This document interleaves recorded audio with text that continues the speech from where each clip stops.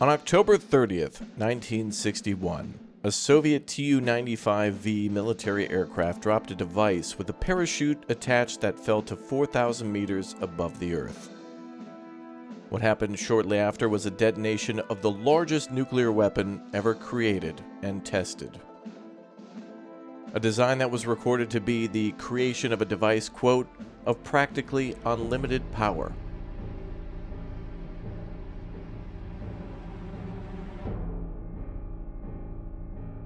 This was truly the most powerful weapon ever deployed until February of 2023, when a bogus weaponized DMCA claim was forged by a toddler having a temper tantrum over a video game.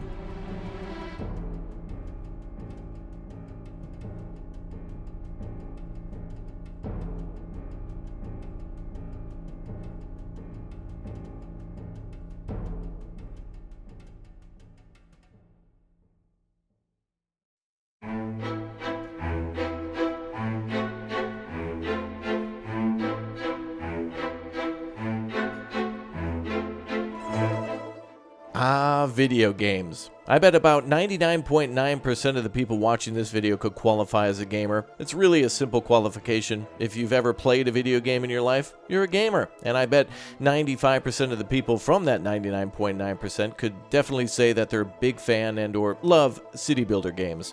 Well, mini games now strive to be an interactive masterpiece where you get to make the decisions and the changes and make your own character, and always we're told that our decisions matter. But really, some of the first games to allow us to do that were literally city builders. Yeah, from the very first Sim City game where the intention was to actually destroy the city, and they found out it was much more enjoyable to create a city, and then on to games such as SimCity 2013, which is, well, congratulations, having its 10th birthday as of today.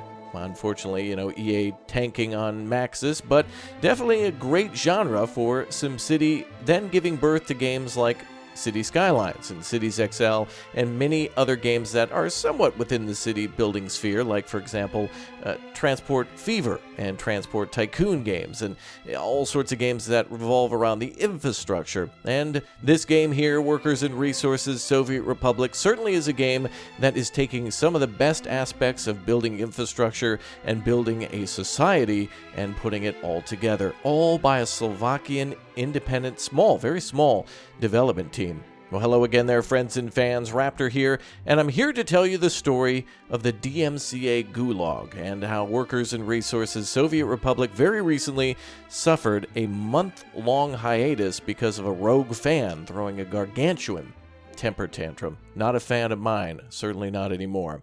Well, good to see you all here. I am absolutely flabbergasted at the just incompetence of everyone when it comes to DMCA systems, at least those who have the authority over others to make or break and to take away. Usually when you hear about DMCA stories, it's all about YouTubers going rogue on another one or trying to get revenge on someone who does an expose or some sort of a tell-all tale. It's always weaponized. It's almost never used correctly, and or it's always just bogus and always unfair and just doesn't ever end well for anyone. Well, now for the first time ever, I could say that I saw this happen on Steam with Workers and Resources Soviet Republic, where this game was claimed to be a work of someone else, a recent update, a game mode known as Realism Mode, stolen from someone else who was a fan and then eventually published. Well, it seems that that might not be the case after all. Well, Workers and Resources Soviet Republic, as you'd imagine, is a city builder taking place in the Eastern Bloc, where you build your own republic, a city-state, if you will, in a beautiful landscape of your choosing, where you can edit maps and, of course, build a society, trading with both East and West to try to make a workers' paradise. And there's a massively passionate community about this game, with lots and lots of mods and lots of different types of guides and tutorials and people going online to really tell you how to get started, and a big ask, the realism mode, finally added, where every single vehicle needs to be purchased from the border, and all supplies that are being imported literally have to go to the border to be picked up, and or everything has to be created. If you want cars in your nation, you either have to make them yourself or buy them from the border and have them sent to an area where they can be parked and refueled. And the realism in this game is astronomical.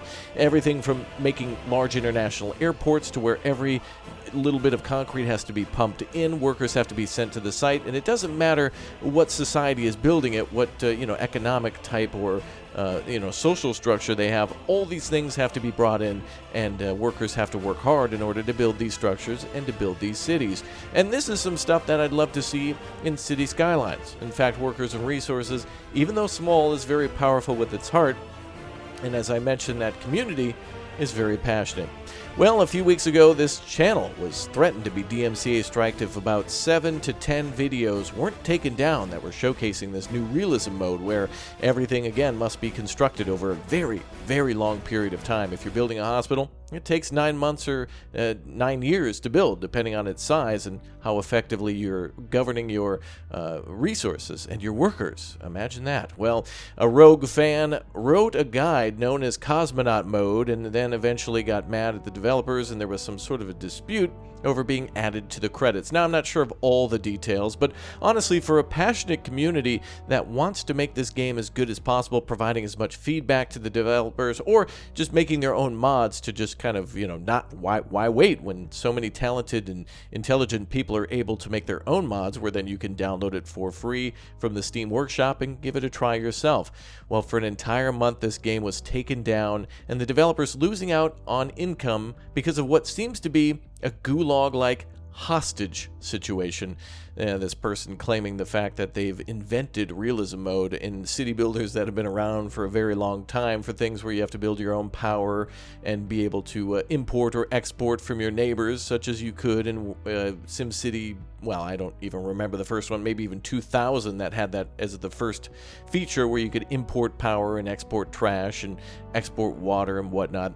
And making a lot of claims and having a lot of just copy paste from Wikipedia about cosmonaut histories and whatnot, and just based on all of your responses in the comments section on the previous video, so many people were not going to fall for that. And so anyway, I'm here to tell you that at least Workers and Resources Soviet Republic is now back on Steam, and this is a game that now, because of what's happened to it, I fully support and want every single person on the channel to at least check it out, add it to their wish list, and consider buying it, especially because it's just a game that really is doing a lot of things that I want to see in a future. City Skylines, which, by the way, tomorrow, as of March 6th, I believe Paradox is having a big event, so maybe that'll become something that's true. But anyway, all that aside, I think this is a fantastic game, and I think it's absolutely ridiculous that DMCAs on YouTube and Steam can still be weaponized, taking away the freedom of choice from gamers. This was an attack on every single person who wants to play video games. This is something that was unfairly ripped from the market because of threats and coercion and extortion to try to get a person's name into a game, all because of fees. Yes, feelings. Yeah, imagine that. Of course, we're all passionate about games. We all want to make them better and want things to, go better than ever before. We want games to increasingly get better and to have more of them, and we don't want things to go backwards to where there's less compatibility and higher prices and that type of thing. But I could ramble on for that for a million years. In this case, it takes away from gaming, and it's ridiculous, absolutely ridiculous that this occurred, and that I don't know if there'll be any sort of repercussions for this, but certainly for the development team losing out on almost 30 days of income, and gamers having this game taken away to whether or not they want to buy it. If you do not like this game, if this isn't something that you would like, then certainly don't buy it. But to have an option or really a decision or a choice taken away from somebody by someone else is just completely corrupt and unfair. I want to share with you some things and show on screen a little bit of the replies from both the developer and also from YouTube regarding DMCA takedowns. And so essentially in this email here, the developer, Peter, has replied to me after me stating that I would be posting a video about a week ago. This was the one you may have seen, and if you haven't seen it regarding the DMCA takedown, make sure you check that out, where also I was threatened with those videos, as I'd mentioned. And also many other small YouTubers threatened, channels that had less than 100,000 subs, 10,000. That doesn't make them small. They're smaller than me in terms of their subscriber size, but their creativity and their genius and their passion to just put out videos, oftentimes for just free because they don't put ads on them and they just want to make something fun for other people to watch or to share ideas with even people like me who get inspired by their ideas. It should all be about sharing. It's all about we, right? But anyway, it's ridiculous. And so tons of people in the city builder community were threatened, and essentially the developer here is basically just saying that they were signing an agreement to protect content creators and their games by just basically, I want to put this as nicely as I can, folding to this person's demand, giving in to a hostage situation and giving in to their demands, negotiating with this terrorist, if you will, on trying to make everyone fearful of their channels, fearful of their income, whether or not they were a developer or a modder or just, everything being shut down. All this time and money that developers, or rather modders, may have put into their game, including 3 Division, who is the developer of this game. Yeah, imagine all that. The Steam fiasco, all these YouTubers, all these modders, and all these fans being at the whim of one person. Yeah, it's absolutely ridiculous. I think the developer did a good job of responding to me as professionally as they could, and keep in mind that their languages, or their spoken languages, English is not their first language, and so, despite very small spelling errors and some grammar mistakes, it really speaks that he's just trying to do the most for the community and just trying to get their damn game made and sent out to everybody so they can play it, and everybody should have the choice to get this game or not. Completely ignore it if you don't like it, or buy it and support the hell out of it if you do. Well, I'm going to go over to YouTube now and talk about a few of the things. Luckily, I think we can all safely say that things are not always fair on YouTube. And some people are always treated differently based on their size and their merit within the community, where whenever there's a problem, somebody has to rush to Markiplier or someone on Twitter, and then Mark or someone else retweets it, and then it gets 10 billion retweets. And then YouTube always does the same thing, where they don't say they made a mistake or that they did something wrong. They say, quote, "we missed the mark," which, of course, tries to get them off the hook for making a mistake. And so YouTube, as all these other places, will always have to basically deflect and always do whatever is on the minds of the legal system by essentially just caving to any sort of DMCA demands, as you know. So I and a few others have special protections that YouTube doesn't necessarily tell you about, but the smaller channels certainly don't, and that's why I wanted to stand up for them in the last video and in this one and say it was ridiculous as well. Now, a lot of you, other creators and other fans of other channels have been coming through and saying that people have been demonetized, or that they literally deleted hundreds or, 20 or 30 videos off their channel of workers and resources because of this false claim. A guy who for an entire week or 2 weeks was going to every single YouTube channel that possibly played this mode and threatened them through legal jargon that was misspelled, misdated, mishandled, misappropriated, and just a missed opportunity to be a decent human being, and really is an embarrassment, truly.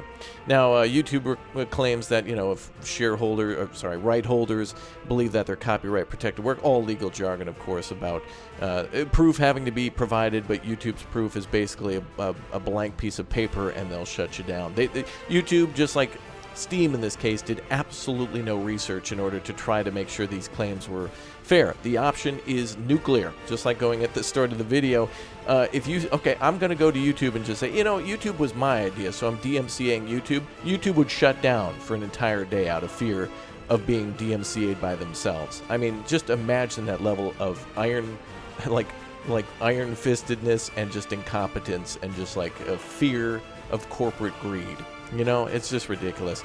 So anyway, YouTube has an area where you can, of course, submit a counter notification. And for any of you other small YouTubers, or new YouTubers, I should say, more respectfully, if you have questions or comments or concerns, again, please do share them down below or get in touch with me, and let's all chat about this so that way we can prevent this in the future and we can rally for what's right. We shouldn't take sides against someone. We should take the side of fairness and competence and transparency and doing the right thing. And honestly, in today's world, that means more than anything now, as it's happening less and less. And I don't want to get too preachy, but honestly, when it comes to city builders, and when it comes to this channel, and when it comes to other people just trying to put up something to have fun, they shouldn't have to put up with this garbage. So again, continue to message me, continue to work with me, and continue to contact me and others and rally around this, and know that your channel shouldn't be taken down or threatened by these types of acts, and that, overall, though YouTube and Steam are somewhat incompetent due to their massive sizes, they essentially work like the DMV or the United States Postal Service. Every once in a while they throw out a W, but it's after 7 L's. And you got to cheer them on at least when they do the right thing. And here I think it was not necessarily that research was occurred or that something was, a conclusion was made. It was just more that somebody pulled out their claim and was like, oh, my bad. And then so everything went back up. But again, imagine all this panic, all this embarrassment, all this shame and confusion and fear. That's terrorism, man. Terrorizing a small developer, possibly losing their license to publish on Steam, their livelihood for their families, and other YouTubers just trying to have a good time. And damn it, gamers. Gamers just trying to have a good time at least.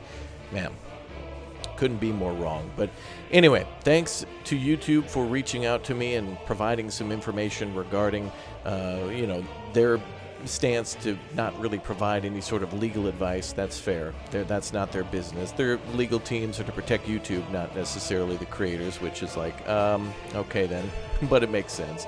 And Steam as well for at least putting the game back onto Steam, but really with no explanation.